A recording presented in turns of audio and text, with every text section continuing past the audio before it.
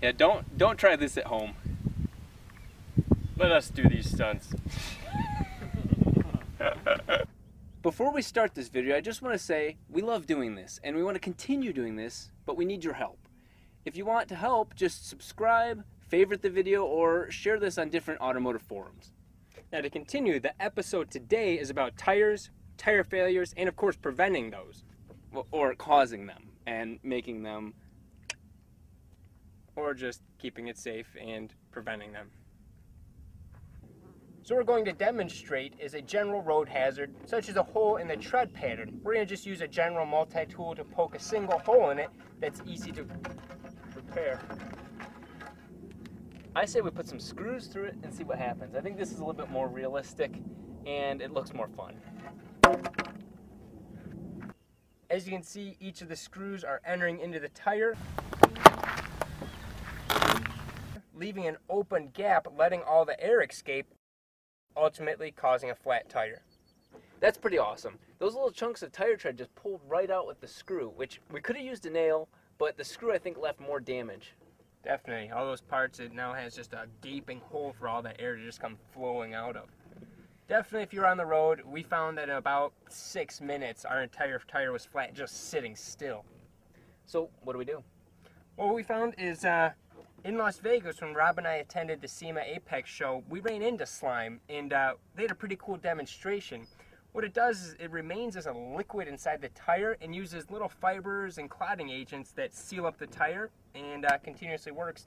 The thing I like about it is it doesn't stay that sticky because it just comes off with water. So if I get this right, this stuff basically snots inside of your tire. Slime. Okay, let's put it to the test. I'm going to drive it nice and smooth to work all of the slime into all the holes, get a nice seal going. Because we're pretty confident that slime's going to do the job, let's run over more than just 2 screws in a row.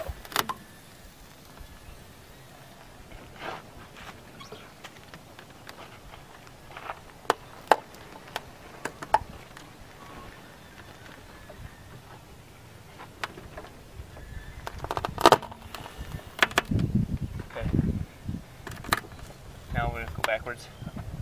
So now do the reverse.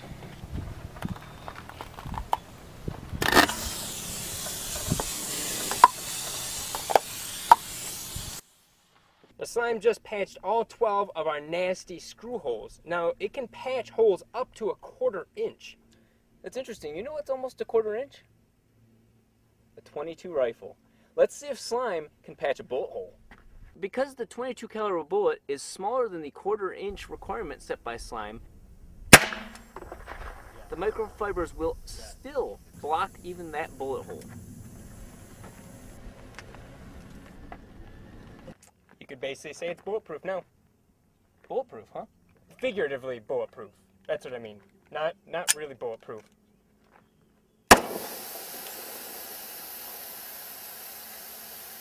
It's not bulletproof.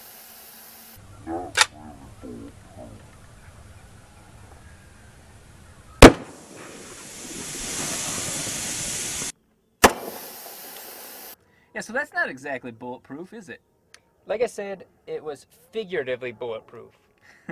Okay, so how do we repair this? Actually, with a sidewall, you don't repair it, you actually replace the tire.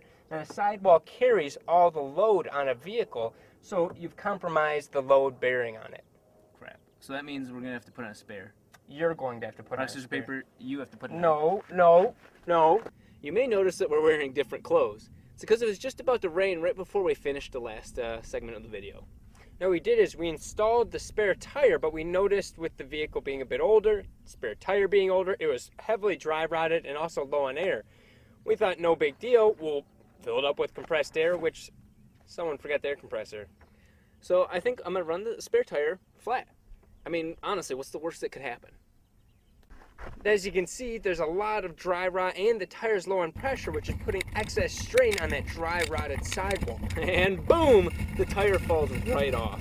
I did not see that one coming. Now, while I'm driving the car, I decided, let's keep going. I drove it on the rim. Once I got the car on the rim, I realized there were a lot of things the car just couldn't do. First of all, it couldn't turn worth anything. It can't stop. And anytime I hit anything, man, the suspension was just gone. Now we had a perfectly operating spare, minus it being slightly dry rotted and low on pressure, but not anymore. Well, obviously that's a pretty dangerous thing to do. So if, as I learned, and you guys get to see, if your tire is flat, don't run on it. That's makes for good entertainment, but I would rather you guys be alive to watch the video.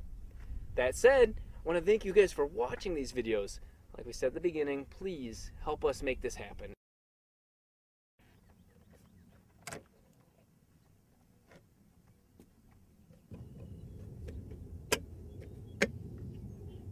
Oh. Just thought of what if there's a spider in there. Ugh.